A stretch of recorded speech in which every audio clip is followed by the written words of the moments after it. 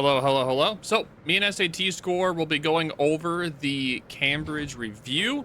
I got lucky enough in getting this ship on the first container, or the first thing out of the ship. So, I only paid 10 bucks for it, luckily for me. But if you actually want to get this ship, it's going to cost you $134 with the Admiral pack, or you have to gamble for it, which I luckily saw the first one, so I got it. But anywho, the Cambridge is on a U.S. heavy American hull, a cruiser hull, with Alaska guns. So these guns will be packing a punch, while the overall ship is going to be squishy. The ship comes with the Salem Super Heel and has hydro as well. Now, SAT Score, what are your general thoughts overview to start with the Cambridge? Overall, I think that this ship is a lot of fun to play.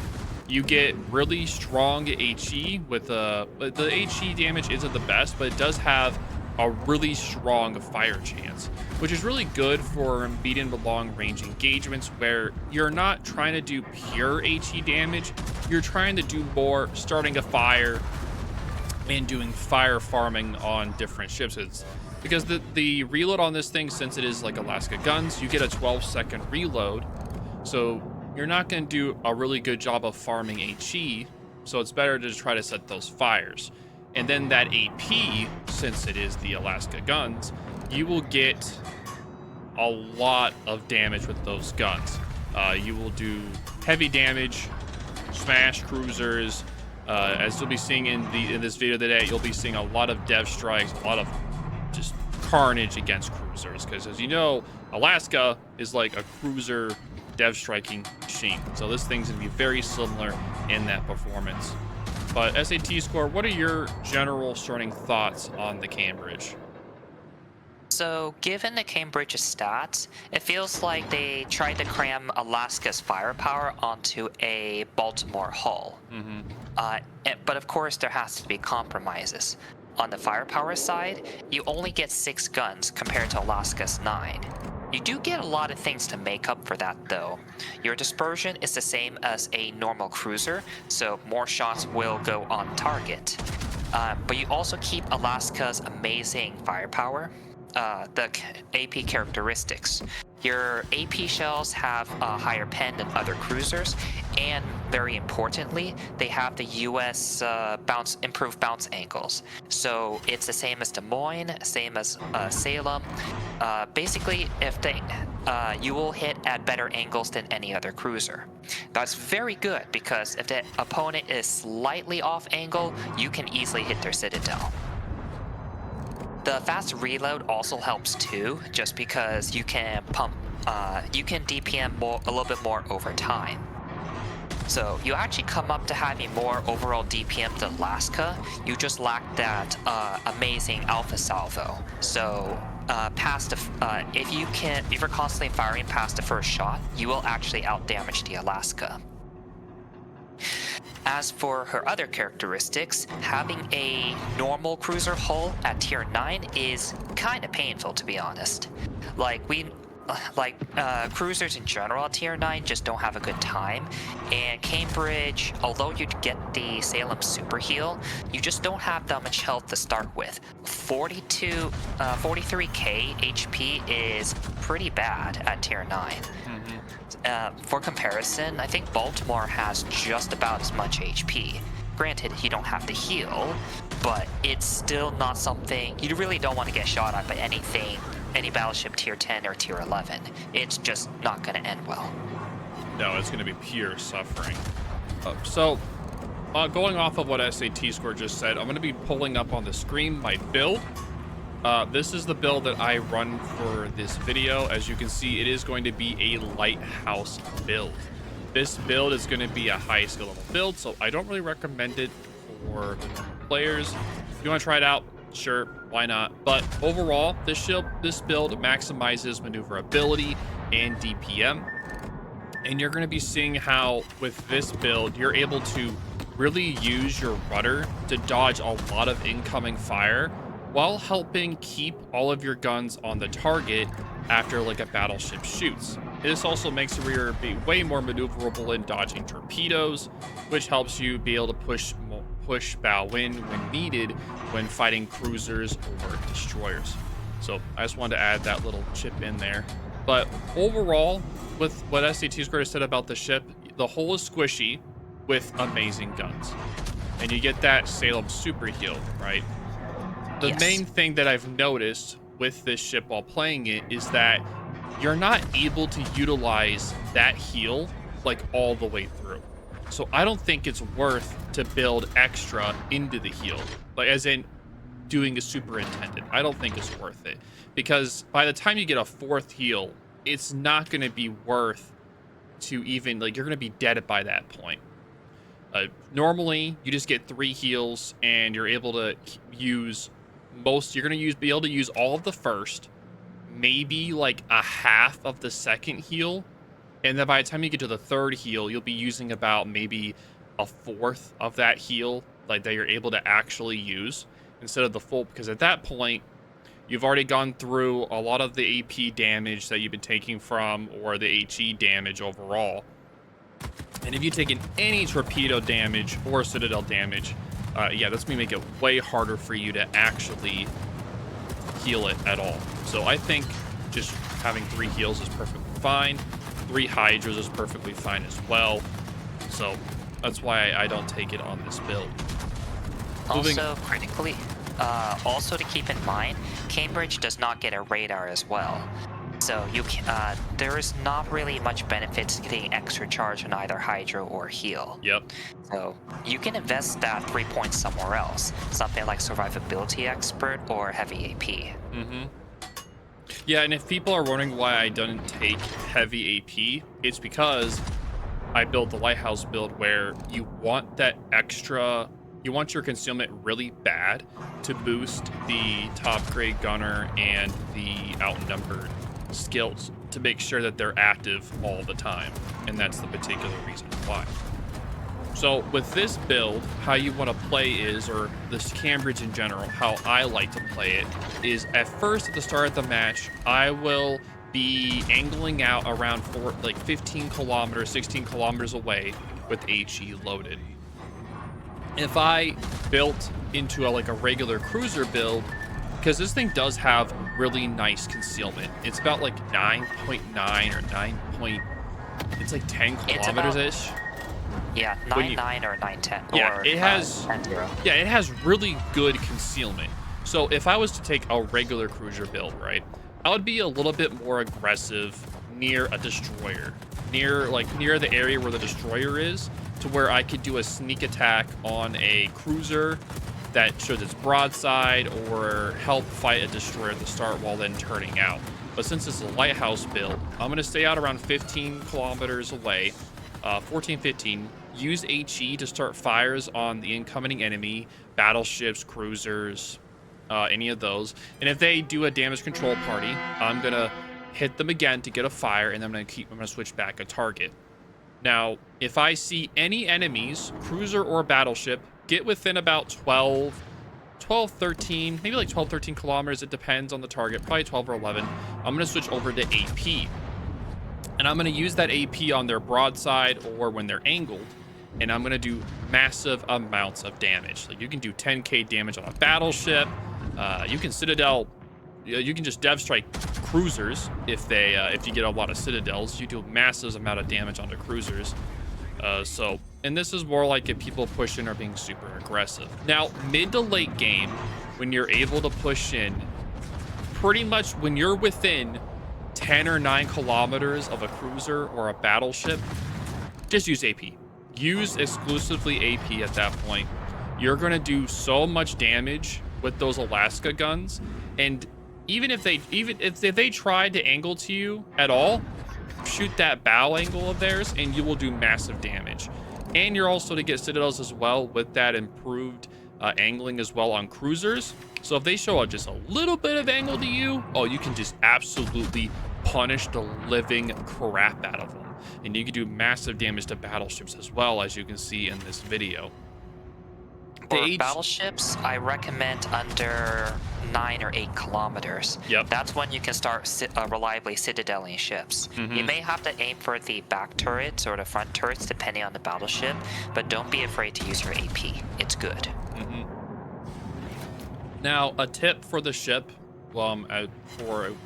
is to make sure to use that rudder. Use that rudder to dodge incoming fire. Is a really good tip. Not just using throttle juking. So never fully slow down. Always be moving. Never being still. I'd recommend always being above a fourth or a half, so that you're able to utilize that rudder shift effectively. If you are too slow, you're not going to be turning as much, and it's going to be harder for you to dodge the salvos. But if you're always moving at least a fourth or a half, it makes it where you're always able to use just turning your ship really tight to where it makes salvos miss you barely. And this is really, really good against battleships. And it makes it where you're able to dodge battleship salvos, even when they're really close to you, if you're timing their shot. So like say you memorize the reload of like a Montana and it's like 25 seconds or 24, you get it down, right? When he's just about to shoot, you then turn to kind of drift around that salvo, or you slow down and just turn just enough to dodge it where the shot overshots you. Something like that can really help you in the long run of just taking less damage, and helps you survive more. Because like SAT score is saying, if you get hit by a tier 10 battleship, it's almost like a guarantee you're gonna lose like 15-20k health, and it's gonna be really hard for you to keep healing that back. Like you're pretty much dead in 3 salvos. So you got to be very careful and aware of your surroundings when playing this ship. Now, I said my piece on positioning and playstyle. What would yours be, SAT? So yeah, distance is critical to avoiding damage from battleships. You need to give yourself enough time and enough distance to where you can constantly dodge enemy ships. If you feel like there's too many enemy ships shooting at you, just go dark, or just keep running away. Like sometimes there's just too many ships on the map, and if you just die, that means there's nothing else you can do to affect the match. So if you keep yourself alive for later, at least you can remain a threat, and you can just pop up on their broadsides and start doing massive damage again before they can train their guns on you. So a lot of our tips have actually been on the Lighthouse build Cambridge, but if you want to utilize the same build as you do on your other US heavy cruisers, that's perfectly fine too. 10-kilometer concealment means you can sneak up and get surprise citadels on broadside cruisers before they can react. Even with the cruiser dispersion, you're not likely to kill them in one shot, but you can severely cripple them or death strike even if they're already down to like half HP.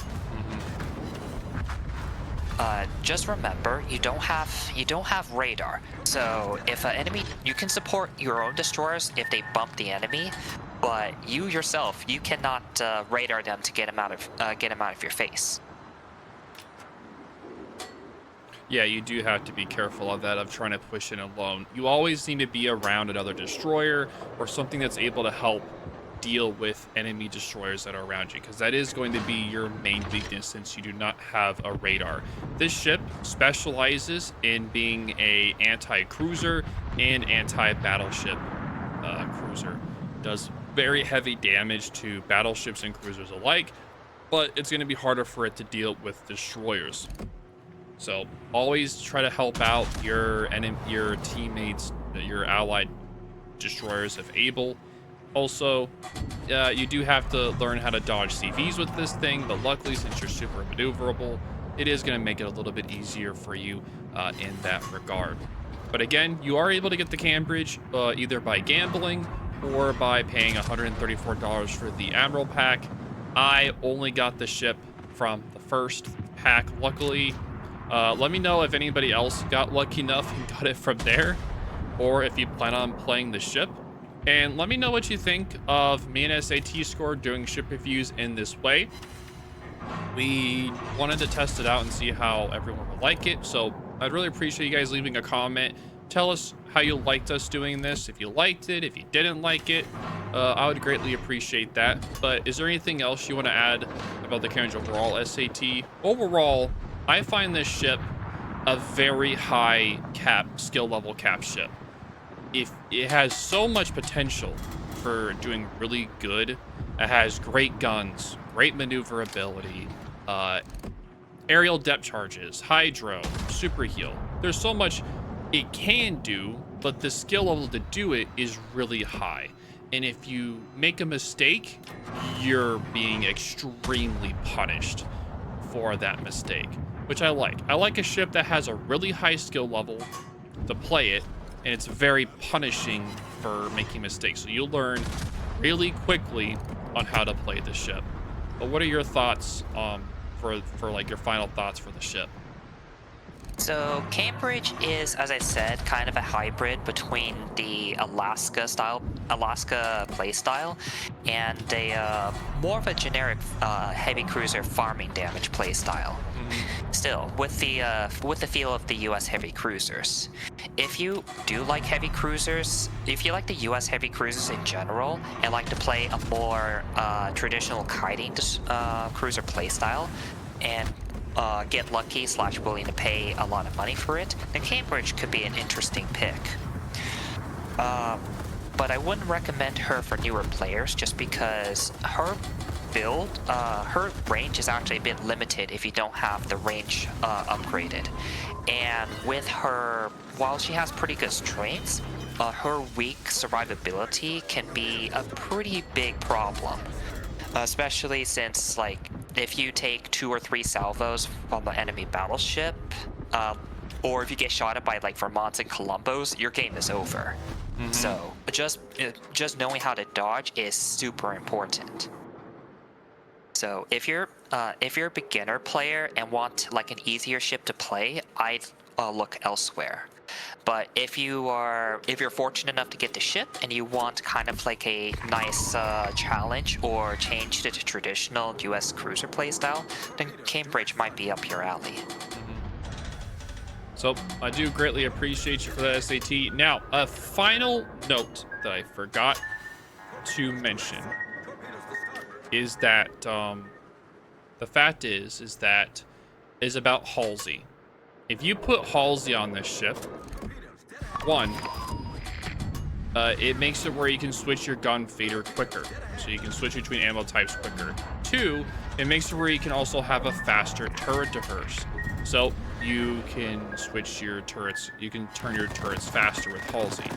Also, this ship is very prone to getting Confederate, which with Halsey means that you get a faster reload by 20%.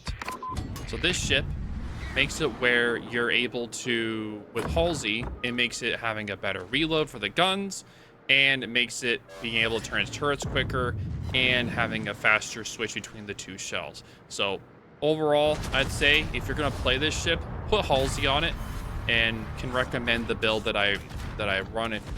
If you want to try it out, you can, or I would just say just do a regular cruiser build will also work as well. But having Halsey on this ship will make this ship 1,000 times better. But thank you all for watching. I do appreciate y'all for being here. Make sure to like, comment, subscribe, and I will talk to y'all later. Deuces.